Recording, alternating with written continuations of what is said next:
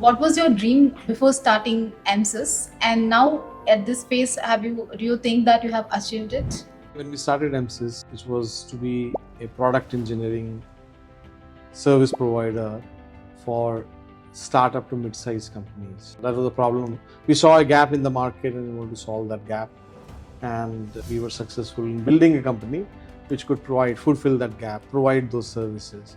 Now, the fact that we have 8 of our clients who have from startup, now they have reached to be unicorns. It means we must have done something right for them, right? And there are many more clients and all. So from that perspective, yes, we have achieved the dream. I think we achieved what we had set out to do. We are there now. I wish we had grown faster, but I know we all COVID and all that other things which happened beyond our control. So some setbacks we've had over time, but the fact that we were able to acquire some companies, grow ourselves to be in digital transformation space beyond the original storage, networking, cloud space, and continue to add offices, add people, add clients.